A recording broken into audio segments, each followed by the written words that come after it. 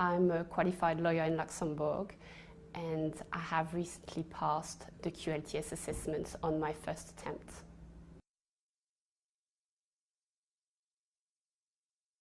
Following my master's degree in business law and tax law in France, I went to work in the legal team of one of the big four professional services firms in Luxembourg. I then went to work for a Luxembourg law firm for 6 years, mostly in M&A. And 2 of those years I spent setting up the representative office in London and running that office for that law firm.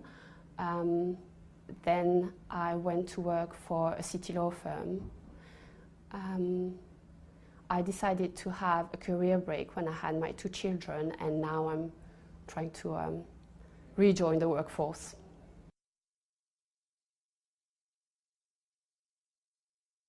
As I plan to stay in the UK and I want to make a career here, it made complete sense for me to become a solicitor of England and Wales. I didn't want to only be working as a Luxembourg specialist, and I knew that being a dual qualified lawyer would be very valuable on the market.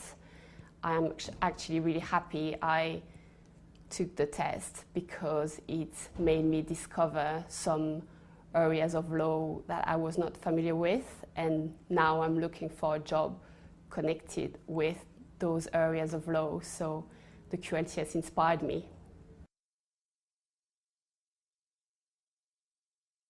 For me, taking a preparation course was a no-brainer. There was not much information out there about the exams.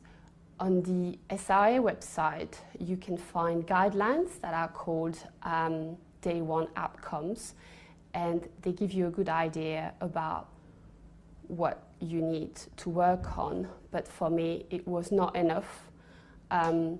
So I decided to look through the web to find a good training company. I didn't want to waste any time, and I wanted to pass all my exams on my first go. So that's why I wanted to work with a training company. For the first exam, the MCT, 2 things were important to me. The first was to know exactly the scope of what I needed to learn. And I discovered that the QLTS School provided with tailor-made books. So I thought that was excellent. And the second thing that I wanted to focus on was to get ready for the MCT itself. For the exam, I will have to answer to 180 questions in 6 hours, and I had never done any MCT before. So I had to get ready for that exam, and the QLTS School provided with big questions bank and many mock tests.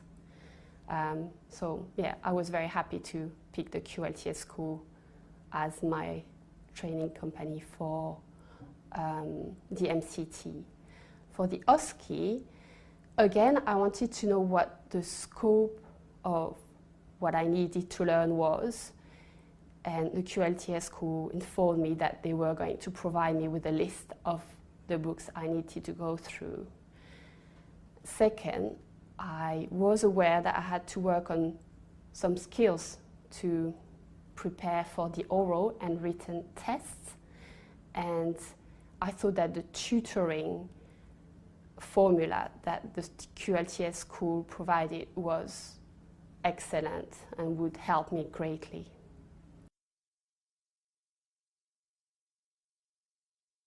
I had a really, really good experience. For the MCT, I prepared a study plan and I started going through the books provided by the QLTS School. After finishing one area of law, I would log on to the QLTS School questions bank and answer to the questions. it was just really good to just stop reading and start practicing.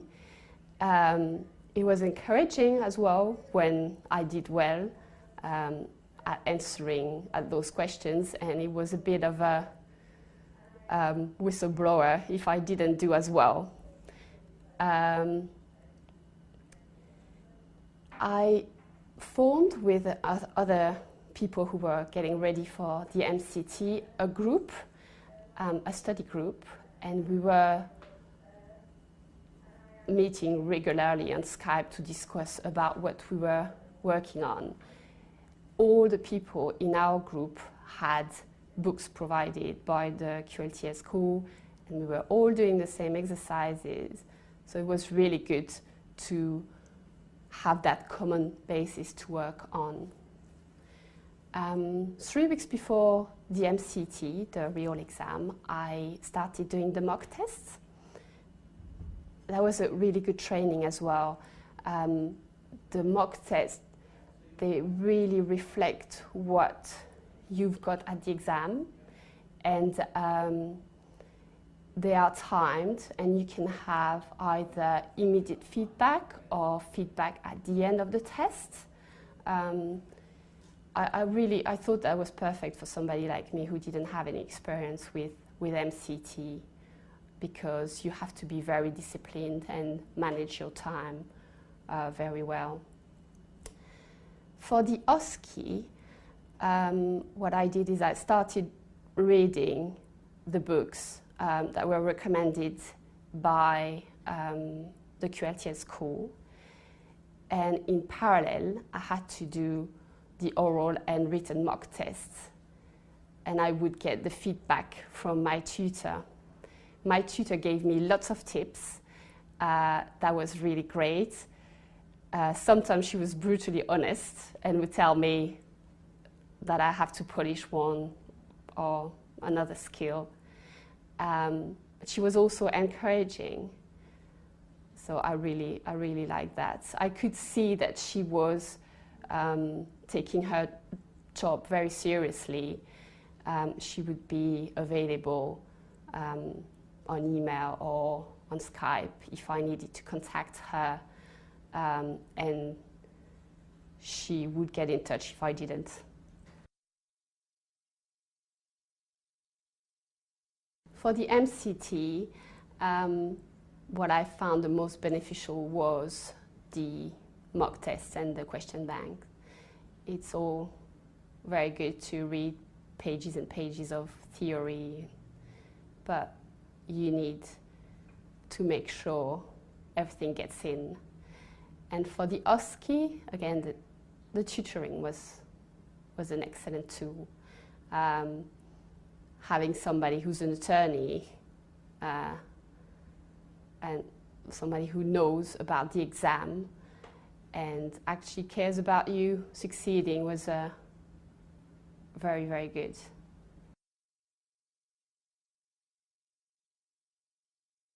I'm a mother of 2 young children, so I had hardly any time to study during the weekend. For the MCT, I probably spent 3 to 4 days a week studying 6 hours per day. And for the OSCE, I spend 4 days a week, 6 hours a day studying with a higher push towards the end before the exam.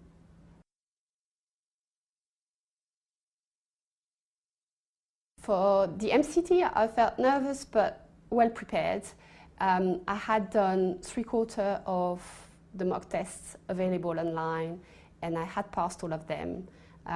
So I thought I should be all right. For the OSCE, I felt quite well prepared, not 100%, because there is so much to take in such a short period of time. So I was not sure I was mastering all skills and knowledge for the exams. But at least I was reassured by the fact that I had practiced my skills and I knew what I was going to be asked to do.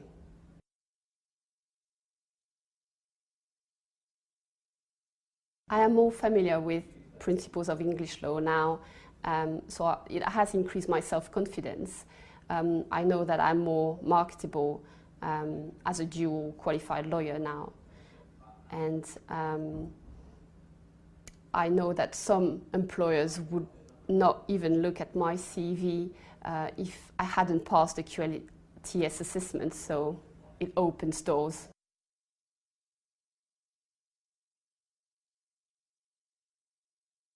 Absolutely. It gives you a structure to your studying.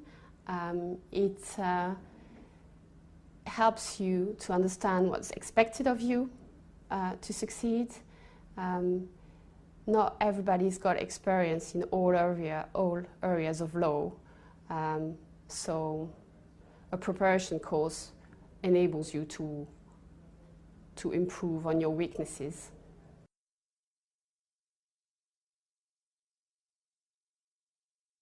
The advice I'd have is, first, don't take the preparation too lightly. There's a lot to learn, and it's better if you practice, as I previously said. So have a study plan and try to stick to it. Don't get desperate, but yeah, you have to work hard on it. The other advice I would have is probably the main advice is try and work with other people in a group. It's so good to be able to discuss things together, and it's also more fun. So you'll be less lonely if you work in a group. I've got an advice about the OSCE in particular. Take it as a game and play the game. You have an actor in front of you. So do a bit of acting yourself probably, and try and get as much information as you can from that actor, and try to put the actor at ease, and you'll probably be okay.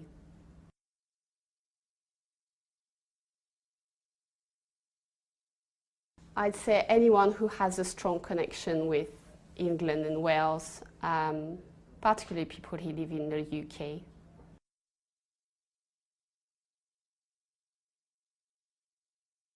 A modern lawyer needs obviously technical skills and be really good at drafting, be very meticulous and thorough. But I'd say that the main thing is to remember is that it's all about the client. So a lawyer has to be able to listen to the client and know who the client is. Make sure you understand what the client wants from you, and then be able to communicate in a way that your client understands. So give a concise advice, but with words that your clients can understand. And a lawyer has to be able to work in a team as well. That's very important. So with his colleagues, but also with people from other professions like accountants.